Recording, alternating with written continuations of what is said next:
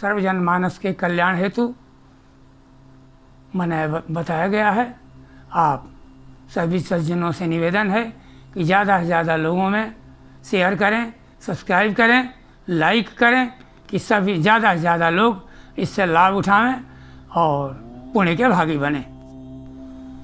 अचिंत्या व्यक्त रूपाय निर्गुणाय गुणात्मने समस्त जगदाधार मूर्तये ब्रह्मणे नमः। इस वैवाहिक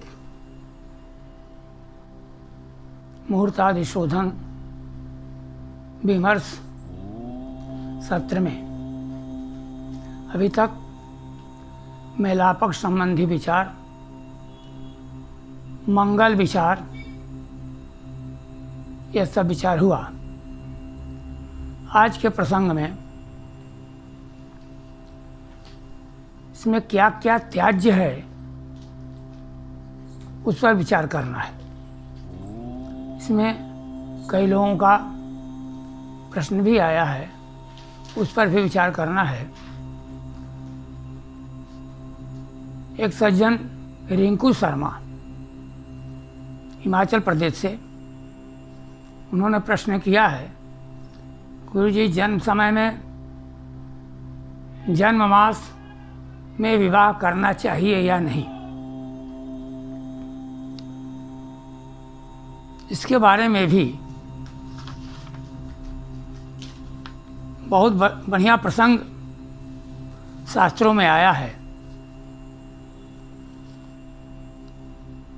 मुहूर्त चिंतामणि नामक ग्रंथ में इसके बारे में कहा गया है। आद्य गर्भ सुतकन्योदय जन्मास भतिथौ करग्रह नोचितोथ विबुधे प्रशस्ते चेद द्वितीय जन्मसु सुतप्रद। यह मुहूर्त चिंतामणि के विवाह प्रकरण में है। अर्थात पहले गर्भ से जो बालक या बालिका उत्पन्न हुई है, प्रथम गर्भ से, उसके जन्म मास, जन्म नक्षत्र, जन्म की तिथि तथा जन्म लग्न में विवाह नहीं करना चाहिए। द्वितीय आदि के बारे में बहुत ही श्रेष्ठ बताया गया है, उसका निषेध नहीं किया गया है। जन्म मासे च पुत्राद्या धनाढ़ च धनोदये जन्म भे जन्म रासौ च कन्या ही ध्रुव संतति। यह बताया गया है कि ज्येष्ठ पुत्र या ज्येष्ठ कन्या के बाद यदि द्वितीय आदि का विवाह करते हैं तो उसके लिए विवाह में जन्ममास नक्षत्र आदि प्रशस्त बताया गया है। इसमें विवाह करने से शुभ ही होता है। और भी यौनाचार्य के मत से बताया गया है, जन्ममासे जन्मक्षे जन्म लग्ने थ जन्मनि उद्वाहे च नारीणाम प्रतिष्ठा महति भवेत्। जन्मासे त पुत्राढ़ धनाढ़ जन्मभोदये जन्म भे च भवेत् दृढ़ा वृद्धा संतति वर्धने। अर्थात ज्येष्ठ पुत्र या पुत्री को छोड़ करके अन्य द्वितीय तृतीय गर्भ से उत्पन्न होने वाले पुत्र या पुत्री का विवाह जन्म मास में किया जाए तो बहुत ही श्रेष्ठ है। इसमें विवाह करने से पुत्र पौत्र की वृद्धि होती है। फिर मूर्त दीपिका में लिखा है, जन्म नक्षत्र लग्न चंद्र प्रशस्त सर्वकर्मसु क्षौर भेषज विवादध्व कर्तनेषु विवर्जयेत्। अर्थात प्रथम जन्म वाले पुत्र या पुत्री का जन्म नक्षत्र में यदि चंद्रमा गया है तो उसके लिए चूड़ा कर्म और विवाह इत्यादि काम नहीं करना चाहिए, अन्य के लिए श्रेष्ठ है। नारद का मत है कि न जन्म मासे जन्मक्षे न जन्म दिवसे पिछवा आद्य गर्भ सुदस्याथ द्वितातु करग्रह। अर्थात जो अग्रज हैं, पहले जन्म लेने वाले बालक या बालिका, उनका जन्म के महीना में, जन्म के नक्षत्र में, जन्म में विवाह इत्यादि कार्य नहीं करना चाहिए। इससे कई प्रमाण वाक्यों से यह प्रशस्त होता है कि पहले गर्भ से उत्पन्न बालक या बालिका का विवाह जन्म के नक्षत्र और जन्म मास में नहीं करना चाहिए। उसी तरह से ज्येष्ठ बालक या ज्येष्ठ बालिका ये दोनों ज्येष्ठ हों तो ज्येष्ठ महीना में विवाह नहीं करना चाहिए। किसी किसी के मत से ज्येष्ठ का विवाह मार्गशीर्ष महीना में भी त्याज्य है। दोनों ज्येष्ठ होना चाहिए, लड़का और लड़की। यदि एक ज्येष्ठ है और दूसरा ज्येष्ठ नहीं है तो उसके लिए यह निषेध नहीं किया गया है। बारहमीर के अनुसार दौ ज्येष्ठो मध्यम प्रोक्तम एक ज्येष्ठ स्वभाव ज्येष्ठम त्रयम न कुर्वीत विवाहे सर्वसम्मत। सबका मत है कि दोनों ज्येष्ठ हो, अर्थात महीना एक और लड़का या लड़की दो में एक, तो श्रेष्ठ है। तीन ज्येष्ठ है तो अर्थात ज्येष्ठ महीना, ज्येष्ठ लड़का और ज्येष्ठ लड़की तीनों ज्येष्ठ हो तो ज्येष्ठ महीना में विवाह नहीं करना चाहिए। इस कई प्रमाण वाक्यों से यह सिद्ध होता है कि यदि ज्येष्ठ लड़का और लड़की हैं तो उनका विवाह ज्येष्ठ महीना में नहीं करना चाहिए। परंतु एक मत यह भी आता है कि विशेष परिस्थिति में क्या करें, ज्येष्ठ महीना में करना है तो ऐसी स्थिति में बताया गया है कृत्तिका नक्षत्र में जब तक सूर्य रहता है तब तक के माह को छोड़ करके विवाह ज्येष्ठ महीना में भी कर सकते हैं। तो कृत्तिका नक्षत्र का एक चरण बैसाख महीने का होता है जिसमें मेष के सूर्य रहते हैं। तीन चरण वृश्चिक का जो सूर्य होता है, कृत्तिका नक्षत्र का तीन चरण ज्येष्ठ महीना का होता है, उसमें छोड़ करके बाद में विवाह कर सकते हैं, इसमें कोई दोष नहीं है। तीसरा एक प्रसंग आया है शिवम भारद्वाज का, मांगलिक दोष और मांगलिक निवारण के बारे में विचार करना। यह हम कल के वीडियो में बता चुके हैं कि मांगलिक दोष कैसे होता है, तो मांगलिक दोष का निवारण क्या होता है। यदि मांगलिक दोष का जन्म कुंडली के अनुसार निवारण नहीं होता है तो उसके लिए पीपल विवाह, कुंभ विवाह, विष्णु विवाह करके, लड़का के लिए अर्क विवाह करके, मंगल की शांति करके विवाह करना श्रेष्ठ होता है।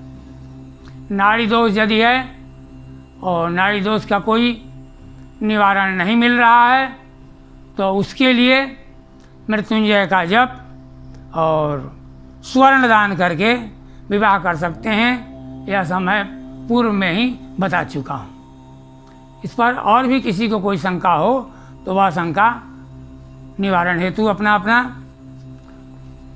प्रश्न भेजने का प्रयास करें। सभी के निवारण के बारे में मैं आगे बताऊंगा। और बहुतों का ऐसा प्रश्न आता है कि विवाह में मंगल की शांति की गई और उसका परिणाम सही नहीं हुआ। सर्वप्रथम मैं यह कहना चाहता हूँ कि अपने कुंडली के बारे में पूर्ण अवलोकन कराना चाहिए। इस कुंडली में यदि वैधव्य योग प्रबल है तो चाहे कितना भी मंगल की शांति करा लीजिए, वो वैधव्य योग होता ही है। यह देखना चाहिए कि वह वैधव्य योग कितना बलवान है। कुंडली का पूर्ण अवलोकन कराना चाहिए। कुंडली के पूर्ण अवलोकन में जो अशुभ योग कारक ग्रह सप्तक वर्ग बल से कितना बल प्राप्त हो रहा है, षोड़श वर्ग बल से कितना बल प्राप्त हो रहा है, वह कितना अनिष्टकारी है। वह जितना अनिष्टकारी है उसी के अनुसार उसकी यदि शांति करते हैं तो वह मार्ग जो है उसमें बदल जाता है। जैसे कि शास्त्रों में वर्णन किया गया है और कि किसी को मृत्यु दंड मिल गया, उस मृत्यु दंड का निवारण क्या होता है, शास्त्र में जो वर्णन है उसी के अनुसार यदि किसी के कुंडली में प्रबल वैधव्य योग है तो वह वैधव्य योग का काट क्या होगा। यदि वह अकाल मृत्यु जन्य योग है तो उसका निवारण क्या होगा, यह निवारण के बारे में कुंडली का पूर्ण अवलोकन करने से मालूम हो जाता है कि इसका अकाल मृत्यु का निवारण कैसे होगा। यदि आयु ही उतनी है तो उसका कोई निवारण नहीं है, लेकिन यदि बीच में अकाल मृत्यु होने का योग है तो उसका निवारण है।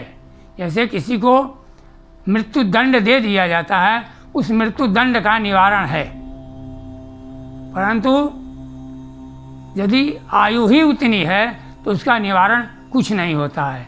इसलिए कुंडली को सही सही अवलोकन करा करके इस पर विचार करना चाहिए। कुंडली को गहराई में जाएं, कुंडली पूर्ण बनवावें। उस कुंडली में पंचवर्गीय बल, सप्तवर्गीय बल, विंशोपक बल, षोडश वर्ग बल में शुभ ग्रह कारक बल कितने प्राप्त हो रहे हैं, अशुभ ग्रह कारक ग्रह का कितना बल प्राप्त हो रहा है, कि उसे वैधव्य आदि योगों से निवारण हो सकता है या नहीं। इसका निवारण करके फिर विवाह आदि को करें तो किसी प्रकार की चिंता करने की कोई बात नहीं है। इस तरह से इसका निवारण करना चाहिए। और भी किसी को किसी प्रकार का कोई शंका हो वह भेज सकता है। कल से कुछ श्राद्ध संबंधी कुछ शंकाएँ आई हैं, उस श्राद्ध संबंधी शंकाओं के बारे में बताऊंगा। और कुंडली के विशेष फलादेश के बारे में मंगल ज्योतिष कर्मकांड केंद्र के द्वारा संचालित हो रहा है ऑनलाइन पाठ्यक्रम। ज्योतिष फलादेश का ऑनलाइन पाठ्यक्रम प्रारंभ होने वाला है आगे के महीनों में। उसमें भी आप ज्वाइन करिए और जो ज्वाइन करेंगे उनको लिंक भेजेंगे और उस लिंक से फलित ज्योतिष के बारे में गहन फलादेश करने की प्रक्रिया किस तरह से की जाए। आप बहुत बड़े बड़े पुस्तकों को अध्ययन करते हैं, जातक पारिजात, बृहद जातक आदि बड़े बड़े ग्रंथों का अवलोकन करने के बाद भी फलादेश करने की प्रक्रिया आपको मालूम नहीं होती है, तो ऐसे लोगों के लिए गहन फलादेश के बारे में मैं अपने ज्योतिष पाठ्यक्रम कार्यशाला ऑनलाइन पाठ्यक्रम में ज्योतिष कर्मकांड प्रशिक्षण केंद्र के द्वारा संचालित कार्यक्रम में मैं पढ़ाऊँगा। 2 महीने का यह कार्यशाला चलेगा। उस कार्यशाला में आप सम्मिलित होइए और ऑनलाइन पाठ्यक्रम को करिए। इससे आपको सभी को मालूम हो जाएगा कि अकाल मृत्यु जन्य दोष कब लगेगा, उसका निवारण क्या है, किसी व्यक्ति का सटीक आयु कैसे बताएंगे, इसका उपाय क्या है। हाँ, परिश्रम साध्य है। इसमें कुंडली दिखाने वाले भी उतना गहन अध्ययन नहीं कराते हैं, न कराना चाहते हैं, और करने वाले भी न करते हैं न करना चाहते हैं, क्योंकि यह युग अर्थ प्रधान युग है और वह उस व्यक्ति को परिश्रम के अनुसार अर्थ देना नहीं चाहते हैं और इसलिए वह उसमें गहन अध्ययन में नहीं जाते हैं, उसका गहन अध्ययन नहीं करते हैं। इसके बारे में पूर्ण रूप से मंगल ज्योतिष कर्मकांड प्रशिक्षण केंद्र के माध्यम से मैं आपको बताऊंगा। उसमें भी आप सम्मिलित हों और अधिक से अधिक संख्या में लोग जुड़ें। मैं उसको गहन फलित अध्ययन के बारे में बताऊंगा, जो 2 महीने का पाठ्यक्रम होगा। संभवतः अक्टूबर महीने में पाठ्यक्रम शुरू होगा। 5 सितंबर से फॉर्म का वितरण होगा, ऑनलाइन और ऑफलाइन। जो फॉर्म को भरेंगे उसके सदस्य बनेंगे, उन्हें उस फलित के बारे में पूर्ण परिचित कराया जाएगा। जय श्री कृष्ण।